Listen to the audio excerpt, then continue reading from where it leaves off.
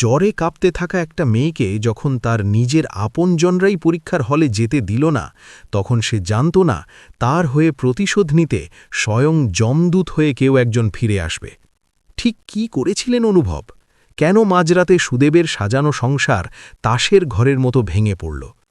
লাজুর এই চরম অপমানের শেষ কোথায় জানতে ভিডিওটি শেষ পর্যন্ত দেখুন। লাজু যখন সুদেবের চোখের দিকে তাকিয়ে বাড়ির মায়া ত্যাগের কথা বলল, তখন এক মুহূর্তের জন্য সারা ঘরে শ্মশানের নীরবতা নেমে এলো। সুদেব কল্পনাও করতে পারেনি যে শান্ত মেয়েটা সবসময় মাথা নিচু করে সব সহ্য করত, সে আজ সবার মুখের ওপর এভাবে জবাব দেবে। অনুভবের উপস্থিতিতে সুদেবের রাগ যেন কয়েক গুণ বেড়ে গেল। সে দাঁতে দাঁত চেপে বলল, এই বাড়ি থেকে বেরোয়া অত সহজ নয় লাজু। মনে রাখিস, এই ছাদের নিজে থাকতে হলে তোকে আমার হুকুমেই চলতে হবে। তখন লাজু কাঁপা হাতে নিজের ব্যাগটা গুছিয়ে নিতে নিতে শান্ত গলায় বলল, যে ছাদ মানুষের স্বপ্ন কেড়ে নেয়, সেই ছাদের আমার দরকার নেই।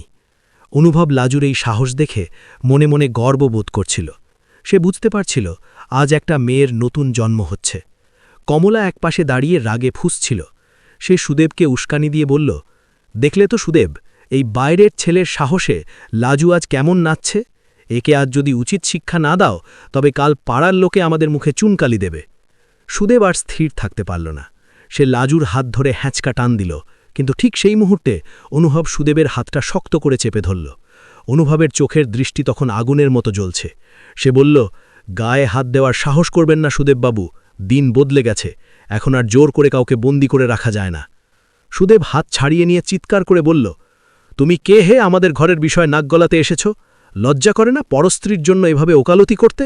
অনুভব তখন পকেট থেকে নিজের ফোনটা বের করে দেখালো যে সে প্রিন্সিপালের সাথে কথা বলার পর থেকে পুরো কথোপকথন রেকর্ড করছিল, যেখানে লাজু কান্নাকাটি করছিল সাহায্য পাওয়ার জন্য।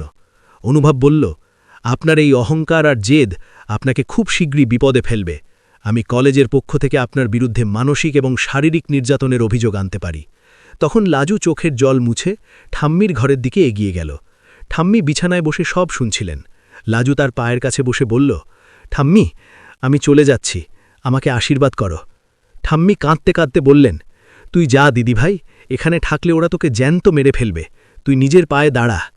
অনুভব বাইরে দাঁড়িয়ে ট্যাক্সি ডাকল। লাজু যখন ঘর থেকে বেরোচ্ছিল, তখন সুদেব পথ আটকে দাঁড়ালো আর বলল, তুই যদি আজ এই চৌখাট পার হোস, তবে এই বাড়ির দরজা তোর জন্য চিরতরে বন্ধ হয়ে যাবে। লাজু ফিরে তাকিয়ে বলল, দরজা তো তোমরা আগেই বন্ধ করে দিয়েছিলে, যেদিন আমার পরীক্ষার ফর্মটা ছিঁড়ে ফেলার হুমকি দিয়েছিলে। আজ আমি মুক্ত। অনুভব লাজুকে নিয়ে সোজা তার এক আত্মীয়ের বাড়িতে নিয়ে গেল, যারা লাজুকে চেনে এবং স্নেহ করে। সেখানে গিয়ে লাজু একটু স্বস্তি পেল, কিন্তু তার মনের ভেতর ঝড় থামেনি। সে জানত কাল থেকে এক নতুন লড়াই শুরু হবে। অনুভবের সাহায্য ছাড়া এটা সম্ভব হতো না। সে অনুভবকে ধন্যবাদ জানাতে গিয়ে দেখল অনুভবের চোখে অন্যরকম এক অঙ্গীকার। অনুভব বলল, লাজু, তোমাকে আবার পরীক্ষা দেওয়ার ব্যবস্থা আমি করব। আমি প্রিন্সিপাল স্যারের সাথে কথা বলেছি, তোমার মেডিকেল রিপোর্ট জমা দিলে স্পেশাল পারমিশন পাওয়া যেতে পারে। এদিকে বাড়িতে সুদেব আর কমলার মধ্যে অশান্তি শুরু হয়ে গেল। সুদেব বুঝতে পারছিল সে বড় ভুল করে ফেলেছে, কারণ অনুভবের মতো প্রভাবশালী ছেলের সাথে শত্রুতা করা তার জন্য ঠিক হয়নি। পরদিন সকালে সুদেব যখন দোকানে যাচ্ছিল, তখন দেখল পাড়ার মোড়ে লোকজন তাকে দেখে কানাকানি করছে। অনুভবের বন্ধুরা মিলে এলাকায় সুদেবের আসল চেহারাটা প্রকাশ করে দিয়েছে। লাজুকে যে সে কতটা অত্যাচার করত, তা এখন সবার মুখে মুখে। সুদেবের অহংকার মাটিতে মিশে যেতে শুরু করল। অন্যদিকে লাজু জ্বরের ঘোরেও সারা রাত পড়াশোনা করার চেষ্টা করল। সে জানত এটাই তার শেষ সুযোগ। অনুভবের দেওয়া ওষুধ আর সাহসে সে ধীরে ধীরে সুস্থ হয়ে উঠল। 3 দিন পর স্পেশাল পরীক্ষা দিতে যখন সে কলেজে পৌঁছাল, তখন দেখল অনুভব গেটের সামনে দাঁড়িয়ে হাসি মুখে অপেক্ষা করছে। লাজু পরীক্ষা দিয়ে বের হওয়ার পর অনুভব তাকে একটা খাম দিল। খামটা খুলে লাজু দেখল তাতে সুদেবের দোকানের লাইসেন্স বাতিলের একটা নোটিশের কপি। অনুভব বলল, যে অন্যায় করে তাকে তার যোগ্য জবাব দিতেই হয়। সুদেব এখন বুঝতে পারবে ক্ষমতা আর অর্থের দম্ভ দিয়ে সব কেনা যায় না। লাজুর চোখে তখন আর জল ছিল না, ছিল জয়ের আনন্দ। সে বুঝতে পারল জীবনে একলা লড়তে জানলে আকাশও হাতের মুঠোয় চলে আসে। সুদেব বাড়িতে একা বসে নিজের কৃতকর্মের কথা ভাবতে লাগল। তার সাজানো সংসার আজ তাসের ঘরের মতো ভেঙে পড়েছে, আর লাজু আকাশের ধ্রুবতারার মতো নিজের লক্ষ্যে এগিয়ে চলল। অনুভব পাশে থেকে তাকে শুধু পথ দেখাল না, বরং প্রমাণ করে দিল সত্যের জয় সব সময় অনিবার্য। এভাবেই এক অন্ধকার রাতের শেষে লাজুর জীবনে ভোরের নতুন আলো ফুটে উঠল, যা আর কেউ নেভাতে পারবে না। লাজু এখন আর শুধু মেডিকেলের ছাত্রী নয়, সে এক লড়াকু যোদ্ধা, যে সমাজের সব সুদেবদের বিরুদ্ধে মাথা তুলে দাঁড়াতে শিখেছে। অনুভবের জেদ আর লাজুর স্বপ্ন মিলে এক নতুন ইতিহাসের সূচনা করল, যা এই গ্রামের মানুষ সারা জীবন মনে লাগবে। অন্যায়কারীর শাস্তি হতে সময় লাগে, কিন্তু বিচার যখন হয় তখন পালানোর পথ থাকে না। লাজু এখন নিজের আগামীর দিকে তাকিয়ে হাসছে, কারণ সে জানে তার পেছনে এখন একজন স্তম্ভের মতো দাঁড়িয়ে আছে, যে তাকে কোনোদিন আর পড়ে যেতে দেবে না। লড়াইটা বড় ছিল, কিন্তু শেষটা ছিল প্রাপ্তির, আর নতুন করে বেঁচে ওঠার গানে ভরা এক বিজয় কাব্য, মাত্র যা সবাইকে শিখিয়ে দিল হার না মানার নামই জীবন। পরীক্ষার হল থেকে বেরিয়ে লাজু যখন শেষ বিকেলের রোদে দাঁড়াল, তখন তার মনে হল দীর্ঘ কয়েক বছরের এক বন্দি দশা থেকে সে মুক্তি পেয়েছে। অনুভবের দেওয়া ওই বিশেষ পরীক্ষার সুযোগটা তার জীবনের মোড় ঘুরিয়ে দিল। অনুভব দূরে দাঁড়িয়ে মোবাইলে কারোর সাথে কথা বলছিল। লাজুকে দেখে সে এগিয়ে এসে হাসি মুখে জিজ্ঞেস করল, কেমন হলো? লাজু মৃদু হেসে বলল, যতটা ভেবেছিলাম তার চেয়েও ভালো হয়েছে, তবে নিজের ওপর ঘেন্না হচ্ছিল। এতদিন কেন আমি চুপ করে সব সহ্য করেছি? অনুভব আশ্বস্ত করে বলল, সময় সবার জীবনেই আসে লাজু, শুধু সেটা চিনে নেওয়ার সাহস লাগে। আজ থেকে তোমার থাকার জায়গার ব্যবস্থা আমি অন্য কোথাও করছি, কারণ সুদেবের ওই বাড়িতে ফিরে যাওয়া মানেই আবার নিজেকে অন্ধকারের দিকে ঠেলে দেওয়া। লাজু মাথা নেড়ে সম্মতি জানাল। সে জানত এখন পিছু ফিরে তাকানোর আর কোনো অর্থ নেই। এদিকে সুদেবের বাড়িতে তখন যেন লঙ্কাকাণ্ড চলছে। সুদেব খবর পেয়েছে যে পাড়ার লোকে তাকে একঘরে করে দেওয়ার পরিকল্পনা করছে, এমনকি তার দোকানের সাপ্লায়াররাও মাল পাঠানো বন্ধ করে দেওয়ার হুমকি দিয়েছে। কমলা ঘর পরিষ্কার করতে করতে বিড়বিড় করে বলছিল, একটা আপদ বিদায় হয়েছে ঠিকই, কিন্তু যাওয়ার সময় আমাদের হাঁড়ির হাল করে দিয়ে গেল। সুদেব রেগে গিয়ে টেবিলের ওপর রাখা কাঁচের গ্লাসটা আছড়ে ভেঙে ফেলল আর বলল, লাজু এতটাও তেজ দেখানোর সাহস পেত না যদি না ওই অনুভব ওর পেছনে থাকত। আমি ওই ছেলেটাকে ছাড়ব না, ও আমাদের পারিবারিক অশান্তির রাস্তায় নামিয়েছে। কমলা ভয়ে চুপ হয়ে গেল। সুদেবের এমন রুদ্রমূর্তি সে আগে কখনো দেখেনি। এদিকে অনুভব লাজুকে নিয়ে তার পিসিমার বাড়িতে তুলল। পিসিমা খুব দয়ালু মানুষ, তিনি লাজুকে হাসি মুখে বরণ করে নিলেন। লাজু নতুন পরিবেশে এসে প্রথমবার শান্তিতে এক ঘুমে রাত কাটাল। পরদিন সকালে লাজু যখন বই নিয়ে বসেছে, তখন পিসিমা এসে বললেন, মা, তোর জন্য একজন দেখা করতে এসেছে।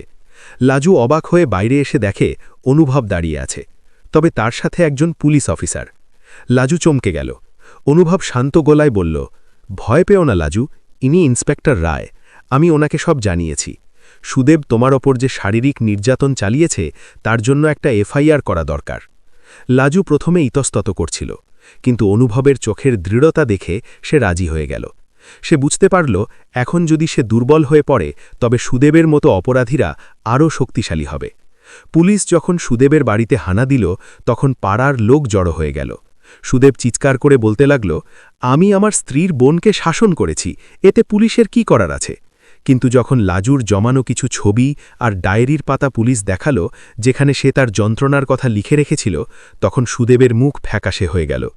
পুলিশ তাকে থানায় নিয়ে যাওয়ার সময় কমলা কাঁদতে কাঁদতে অনুভবের পায়ে লুটিয়ে পড়ল আর বলল, আমাদের বাঁচান বাবা, সুদেব না থাকলে আমি কোথায় যাব? অনুভব ঘৃণা ভরে বলল, যখন লাজু জ্বরে কাঁপছিল তখন তো আপনার মায়া হয়নি, এখন নিজের বেলা মায়া লাগছে কেন? পুলিশ সুদেবকে নিয়ে চলে গেল, আর সারা গ্রামে চাউর হয়ে গেল যে সুদেব তার অন্যায়ের শাস্তি পেয়েছে।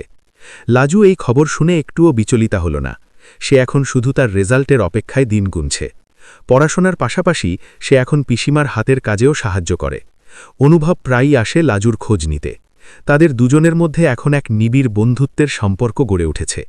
অনুভব একদিন বলল, লাজু, রেজাল্ট আউটের পর তোমাকে এই শহর ছাড়তে হবে, কারণ তোমার ইন্টার্নশিপের জন্য আমি বড় হাসপাতালে কথা বলেছি। লাজু কৃতজ্ঞতায় মাথা নিচু করে বলল, তুমি আমার জন্য যা করেছ তা আমি কোনো দিন শোধ করতে পারব না।